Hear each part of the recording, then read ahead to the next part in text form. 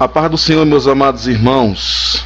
Eu quero também mandar um abraço para todos os internautas que têm acompanhado aí a nossa leitura bíblica diária através do Facebook, através do YouTube, através do nosso site e através também do WhatsApp, porque temos mandado nos grupos e muitas pessoas têm recebido os áudios e os comentários da nossa leitura bíblica diária. Então, um forte abraço. Sou o pastor Heber Ramos e estarei aí comentando do capítulo 25 ao capítulo 28. E na segunda-feira, se Deus assim permitir, já iniciaremos o Evangelho de Marcos, que é o segundo livro do Novo Testamento. Então vamos lá para o comentário do capítulo 25. Jesus contou várias parábolas para esclarecer o que significa estar pronto para o seu retorno e como devemos viver até que ele venha. Na parábola das 10 virgens, que vai do versículo 1 ao versículo 13, Jesus nos ensina que cada um de nós é responsável por sua condição espiritual. Nas dos talentos, que vai do versículo 14 ao versículo 30, Jesus mostra a necessidade de usarmos bem aquilo que Deus nos confiou. E na parábola das ovelhas e dos bodes, que vai do versículo 31 ao 46, ele enfatiza a importância de atendermos aos necessitados. Nenhuma parábola descreve completamente nossa preparação. Antes, cada uma delas ilustra uma parte de todo este preparo. Essa parábola se refere a um casamento, a parábola das 10 virgens. Os casamentos daquele tempo não são como os casamentos dos dias atuais que nós bem conhecemos. Mas o casamento daquele tempo era da seguinte forma: naquela época, no dia do casamento, o noivo ia à casa da noiva para a cerimônia.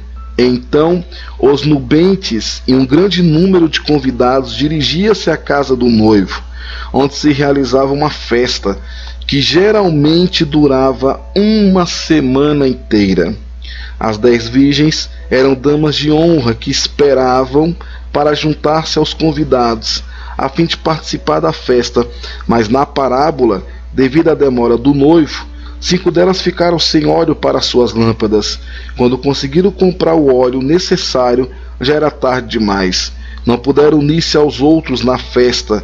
Isso significa que, quando Jesus voltar para levar o seu povo para o céu, devemos estar prontos. A preparação espiritual não pode ser comprada ou emprestada no último minuto.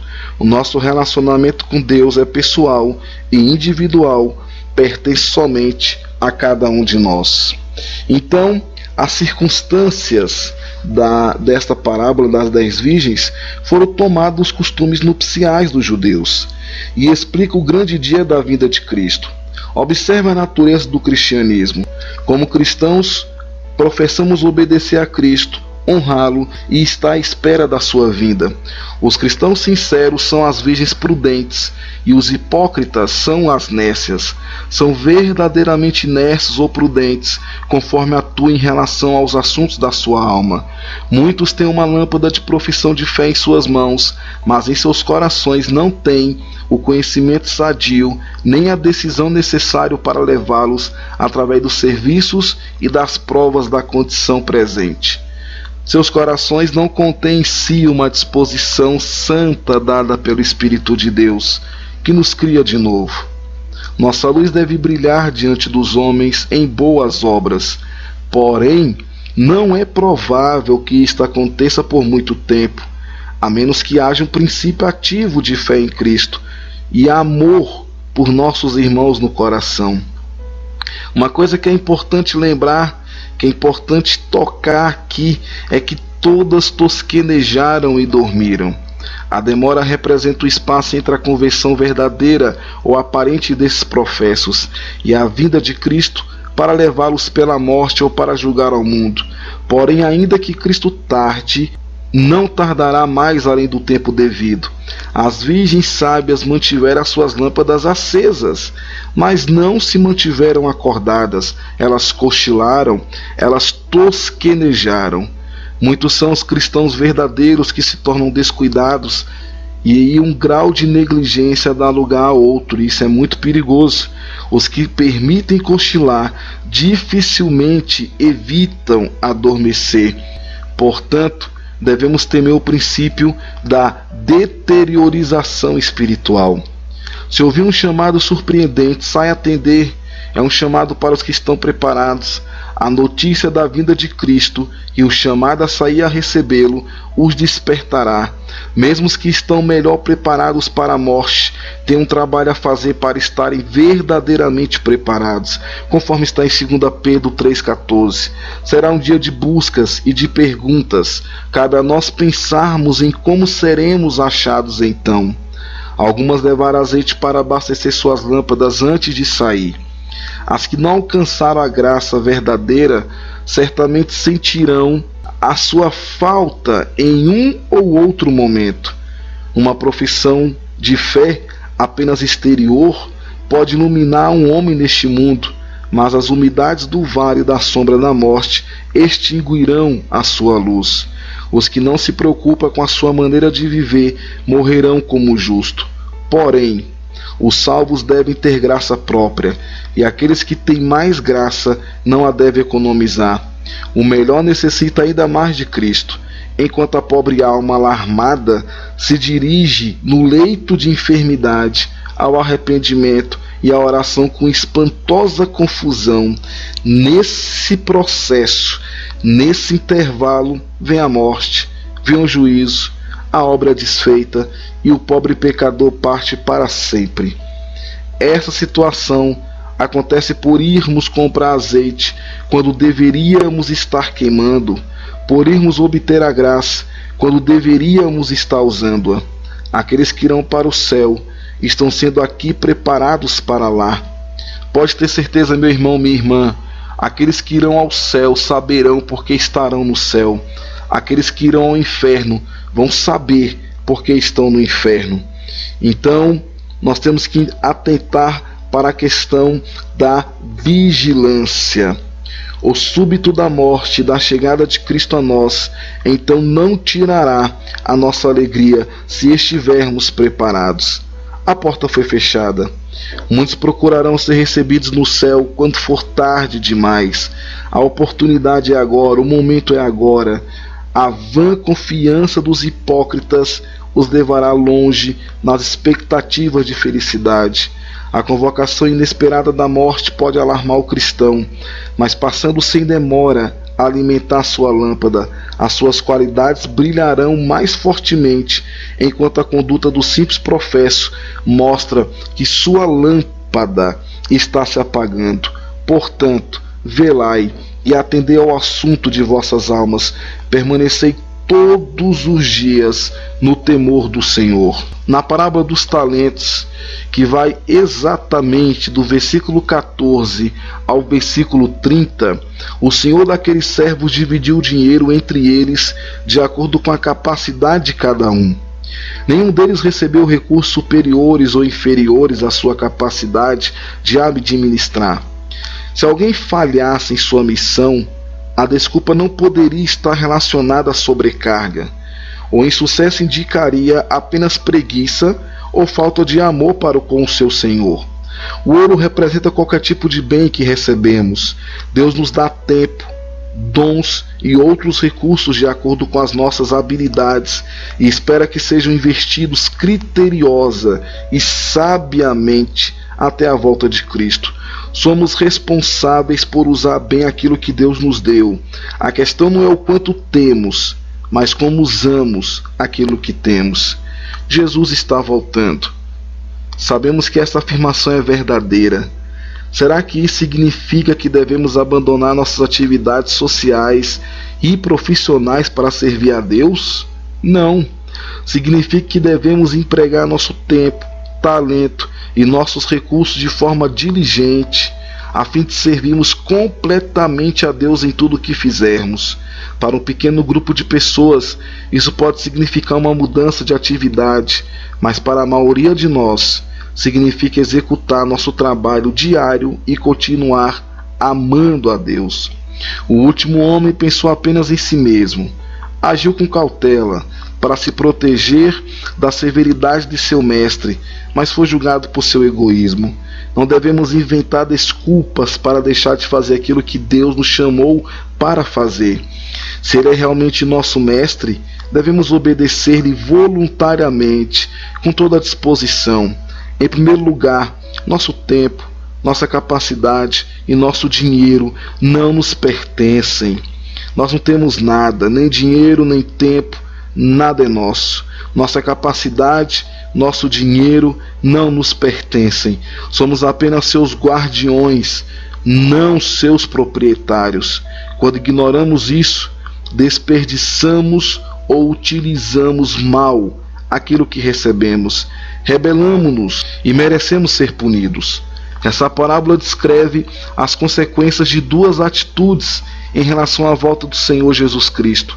A pessoa que se preparar diligentemente para esta ocasião, investindo seu tempo e talento para servir a Deus, será recompensada, enquanto aquela que não tiver interesse pela obra do reino será punida. Deus recompensa a fidelidade. Aqueles que não produzem frutos para o reino de Deus não poderão esperar receber o mesmo tratamento que terão aqueles que forem fiéis. Cristo não tem servos para que estejam ociosos.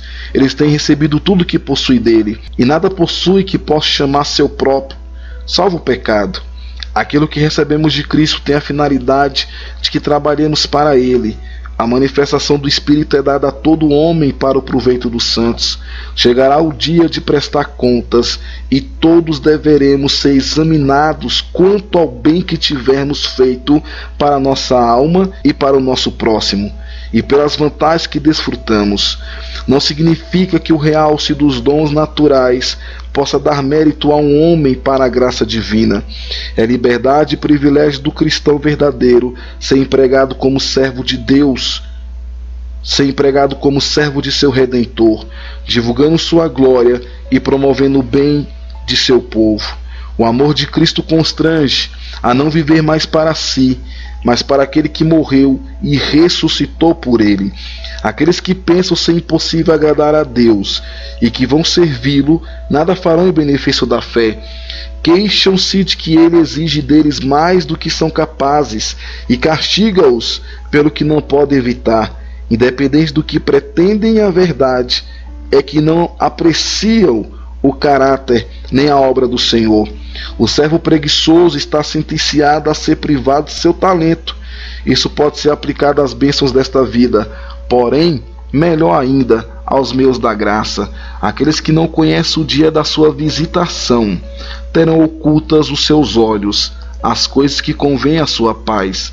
A condenação destes é ser lançado nas mais profundas trevas. Esta é uma maneira habitual de se expressar as misérias dos condenados ao inferno. Aqui, em relação ao que foi dito aos servos fiéis, nosso Salvador passa da parábola para o significado dela, e isto serve como uma chave para o todo. Não invejemos aos pecadores, nem cobicemos nada de suas posses perecíveis. No versículo 31 ao versículo 46, Jesus fala sobre o juízo final. Deus separará seus seguidores obedientes daqueles que são incrédulos e fingidos. A verdadeira prova da nossa crença é a maneira como agimos. Tratar todas as pessoas que encontramos como se fosse o próprio Senhor Jesus não é uma tarefa fácil. O que fazemos aos outros demonstra o que realmente pensamos a respeito das palavras do Mestre para nós. Alimente aos famintos, dê aos indigentes um lugar para se abrigar, cuide dos doentes. Será que seus atos são suficientes para diferenciá-lo dos fingidos e incrédulos? Jesus usou ovelhas e bodes para ilustrar a divisão entre crentes e incrédulos. Ovelhas e bodes muitas vezes pastam juntos, mas são separados quando chega a época da tosquia. Em Ezequiel 34, 17 e 24, também há referência à separação das ovelhas e bodes. Essa parábola descreve certos atos de misericórdia que todos nós podemos praticar todos os dias. Essas atitudes não dependem de nossa riqueza, habilidade ou inteligência. São simples, podem ser postas em prática no dia a dia, são sempre bem recebidas. Não existem desculpas para negligenciarmos aqueles que possuem grandes necessidades. Não podemos eximir-nos desta responsabilidade diante da igreja e do governo. Jesus exige nosso envolvimento pessoal para ajudar e suprir as necessidades dos semelhantes, conforme está em Isaías 58:7. Tem havido muita discussão a respeito da identidade dos pequeninos irmãos aqui mencionados. Alguns dizem que são judeus, outros que são todos os cristãos, e ainda há os que afirmam que a expressão se refere às pessoas que sofrem no mundo inteiro. Esse debate é muito parecido com a pergunta feita anteriormente pelo doutor da lei a Jesus: e quem é o meu próximo? Lucas 10:29. O ponto mais importante nessa parábola sobre o reino não é a quem, mas o que é feito. A ênfase recai sobre a importância de servir, onde quer que seja necessário. O sentido da parábola é que devemos amar todas as pessoas e servi-las sempre que possível. Esse amor pelos outros glorifica a Deus, porque reflete nosso amor por Ele. O castigo eterno acontecerá no inferno, no Geena, o lago de fogo eterno, o lugar da punição para todos aqueles que se recusam a arrepender-se em vida. Nas Escrituras, 3 palavras são usadas para descrever o local do castigo eterno: Seol, Hades e Geena. O Seol significa túmulo, sepultura. Esse foi o termo hebraico usado no Antigo Testamento, em Jó 24:19, no Salmo 16, versículo 10, Isaías 38:10, para designar o lugar dos mortos, que acreditavam ficar abaixo da terra. Temos o Hades, o reino dos mortos, é uma palavra grega usada para designar o inferno, o lugar abaixo de. O termo foi empregado no Novo Testamento, em Mateus 16:18, Apocalipse 1:18, 20:13-14, com o mesmo sentido da palavra Seol. Geena passou a designar o inferno, porque era o nome do vale dos filhos de Inom, que ficava nas proximidades de Jerusalém, onde crianças eram sacrificadas no fogo aos deuses pagãos. Você pode verificar isso em 2 Reis 23:10, 2 Crônicas 28:3. Este é o lugar do fogo eterno, conforme está em Mateus 5:22, 10:28, Marcos 9:43, Lucas 12:5, Tiago 3:6, Apocalipse 19:20. Preparado para o diabo e seus anjos, e todos aqueles que não creem em Deus também vão para lá. Então, conforme está em Mateus 25:46, Apocalipse 20:9 e 10. O tormento será o estado final e eterno dos ímpios, após a ressurreição e o juízo final. Quando Jesus exorta contra a falta de fé, está procurando nos livrar da agonia deste castigo. Então esta é uma descrição do juízo final, é uma explicação das parábolas anteriores. Há um juízo vindouro em que cada homem será sentenciado a um estado de felicidade ou miséria eterna. Cristo virá não só na glória de seu Pai, mas em sua própria glória como mediador. O justo e o ímpio aqui habitam juntos, nas mesmas cidades, nas mesmas igrejas, nas mesmas famílias, e nem sempre são diferenciados uns dos outros. Tais são as fraquezas dos santos, tais as hipocrisias dos pecadores, e a morte os leva a ambos. Porém, naquele dia, serão separados para sempre. Cristo é o grande pastor. Ele distinguirá dentro de pouco tempo entre os que são seus e os que não são. Todas as demais distinções serão eliminadas, e a maior delas é entre os santos e os pecadores, os fiéis e os ímpios. Esta diferença permanecerá para sempre. A felicidade que os santos possuirão é muito grande. É um reino. A possessão mais valiosa na terra não é nada mais do que a pálida semelhança do estado bem-aventurado dos santos no céu. É um reino preparado. O Pai o preparou para nós na grandeza de sua sabedoria e poder. O Filho comprou para nós, e o Espírito bendito, ao preparar-nos para o reino, está nos preparando para ele. O reino está preparado para nós. Isto está em todos os aspectos adaptado à nova natureza da alma santificada. Está preparado desde a fundação do mundo. Esta felicidade está reservada somente para os santos, e eles para ela, desde a eternidade. Aquilo que herdamos não é algo que obtivemos por nós mesmos. Nós não temos condição para isso, pois Deus é que nos faz herdeiros do céu. Não devemos pensar que atos de generosidade dão direito à felicidade eterna. As obras, as boas obras feitas por amor a Deus, por meio de Jesus Cristo, aqui são comentadas como marcas do caráter dos crentes, feitos santos pelo Espírito de Cristo, e como os efeitos da graça concedida aos que as fazem. O ímpio neste mundo foi frequentemente chamado a ir a Cristo em busca de vida e repouso, porém recusaram os seus chamados, e justamente são os que preferiram afastar-se de Cristo, aqueles que não irão a Ele. Os pecadores condenados darão desculpas vãs. O castigo do ímpio será um castigo eterno. Seu estado não poderá ser mudado. Assim é a vida e a morte. Assim é o bem e o mal. Assim é a bênção e a maldição. Estão postos diante de nós, para que possamos escolher nosso caminho, e nosso fim será de acordo com o nosso caminho. Amém?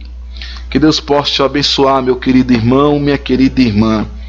Amanhã, se Deus permitir, estaremos comentando sobre o capítulo 26.